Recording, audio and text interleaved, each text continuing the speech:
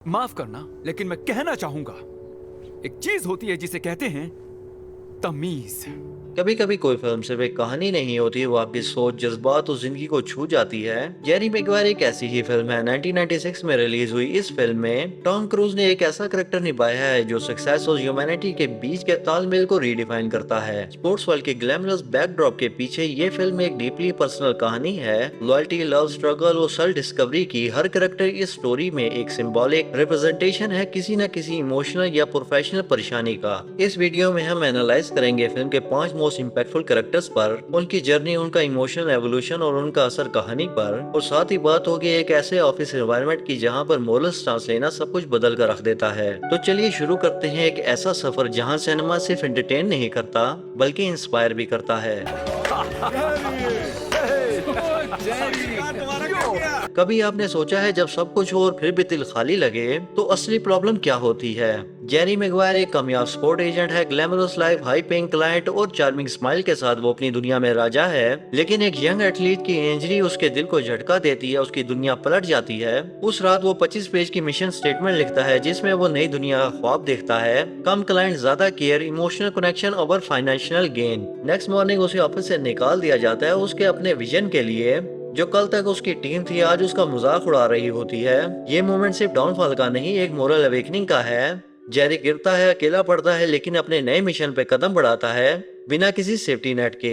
Jerry का character हर उस इंसान का मिरर है जो दुनिया के नॉर्म से हटकर अपनी वैल्यूज के साथ जीना चाहता है। फिल्म ये कहती है जब आप अपने जमीर को फॉलो करते हैं तो पहले दुनिया आपके अगेंस्ट होती है, लेकिन आखिर में वही सच आपकी जीत बनता है। तो कौन आना चाहेगा मेरे साथ? बोलो कौन कौन आ रहा है? जहां तुमने एल्बर्ट आइंस्टाइन का चेहरा शकील ओनील की बॉडी पे लगा रखा है। वाह क्या बात है। कभी किसी ने बिना प्रूफ के आप पर यकीन किया है, वो यकीन कभी कभी जिंदगी बदल देता है। डॉर्सी बियर्ड एक सिंगल मॉम है और एक एवरेज अकाउंटेंट है, लेकिन उसके दिल में वार्म और क्लैरिटी है। जब जेरी अपने मिशन स्टेटमेंट की वजह से सब कुछ खोने लगता है, डॉर्सी बिना किसी हेजिटेशन के उसका साथ देती है। मैं आऊंगी तुम्हारे साथ। सच में? Dorsey Boyd, thank you. वो उसकी नई कंपनी ज्वाइन करती है एक ऐसे मोमेंट में जब कोई भी रिस्क नहीं लेना चाहता। उनका रिश्ता स्टार्ट में ऑकवर्ड होता है। डॉर्सी जेरी के लिए एक प्रोफेशनल पार्टनर नहीं, एक इमोशनल सपोर्ट सिस्टम भी बन जाती है। उनकी रिलेशनशिप में भी क्रैक्स होते हैं। जेरी इमोशनली डिस्कनेक्टेड है और डॉर्सी इमोशनली इन्वेस्टेड। डॉर्सी की iconic line you had me at hello एक रॉ और ऑनेस्ट मोमेंट है जहाँ कमजोरी और करेज एक साथ नजर आते हैं। डॉर्सी हमें ये सिखाती है कि कभी कभी किसी के विजन में बिलीव करना बिना किसी सेल्फिश मोटिव के एक सबसे बड़ी ताकत बन जाता है। उसका ट्रस्ट जेरी के लिए एक इमोशनल रिवाइवल का काम करता है। फिल्म ये कहती है सपोर्ट और बिलीव किसी को उसकी असली पोटेंशियल तक पहुंचा सकता है। तुम मुझे कंप्लीट करती हो, बहुत प्यार करता हूँ शट अप, सच में। बस करो। तुमने मुझे अपने हेलो से ही मना लिया था। Show me the money.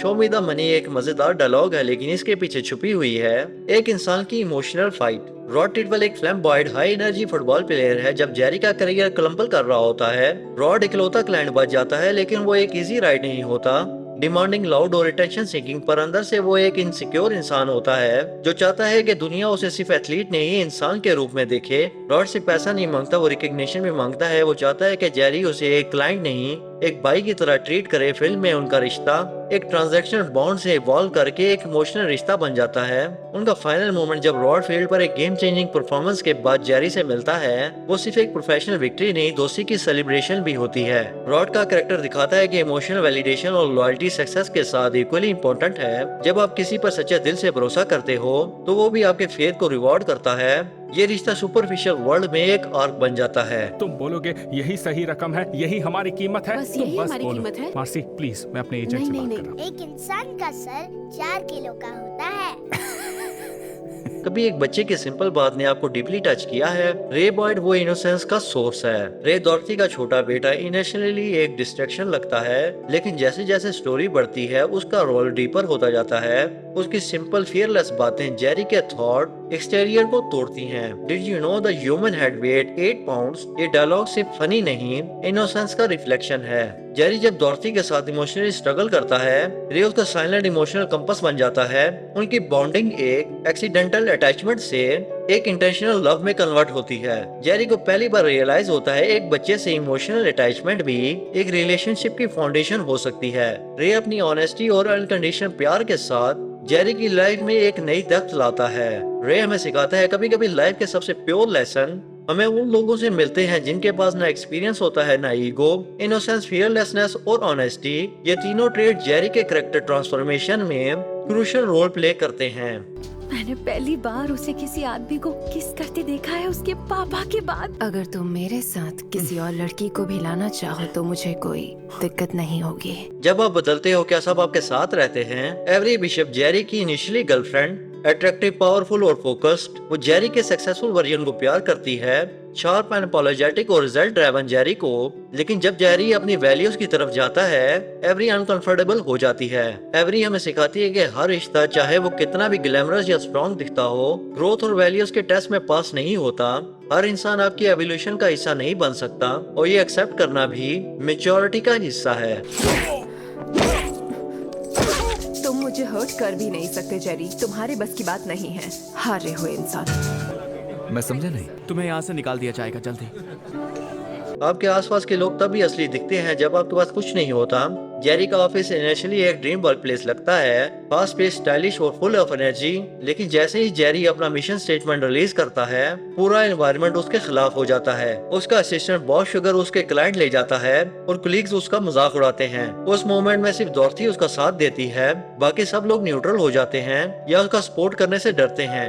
ये सीन दिखाता है कि जब आप कमजोर होते हैं तभी लॉयल्टी का असली टेस्ट होता है। जेरी का आइकॉनिक सीन वो कमिंग विद मी एक इमोशनल और प्रोफेशनल ब्रेकिंग पॉइंट होता है। सबकी खामोशी और डॉर्थी का एक कदम, ये कंट्रास्ट ऑफिस कल्चर को ब्रिलियंट तरीके से एक्सपोज करता है। ऑफिस कल्चर में लॉयल्टी रेयर होती है, लोग सेफ ऑप्शन चूज करते हैं और आइडियलिज्म को इमोशनल वीकनेस के रूप में देखते हैं। फिल्म ये बताती है मोरल करेज रखने वालों के लिए रिश्ते मुश्किल होते हैं लेकिन मीनिंगफुल भी। मुकाबले के लिए तैयार रहना।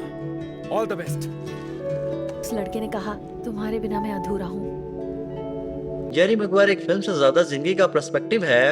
हर कैरेक्टर जेरी, डॉर्थी, रॉड, रे या एवरी एक अलग लेसन लेकर आते हैं। फिल्म एक यूनिवर्सल सच को टच करती है कि असली सक्सेस सिर्फ पैसे या पावर में नहीं बल्कि इमोशनल ऑनेस्टी, इंटेग्रिटी और रिलेशनशिप में होती है। अगर आप कभी अपने करियर या पर्सनल लाइफ में स्टक महसूस कर रहे हैं तो ये फिल्म आपको इंस्पायर करेगी अपनी वैल्यूज के साथ जीना, चाहे दुनिया अगेंस्ट हो। इस कहानी का हर मूड, हर डिसीजन एक रियल लाइफ इमोशन को रिप्रेजेंट करता है। वीडियो पसंद आए तो लाइक करें, चैनल को सब्सक्राइब जरूर करें और कमेंट सेक्शन में बताएं आपका फेवरेट कैरेक्टर कौन था और क्यों। Take care, bye bye.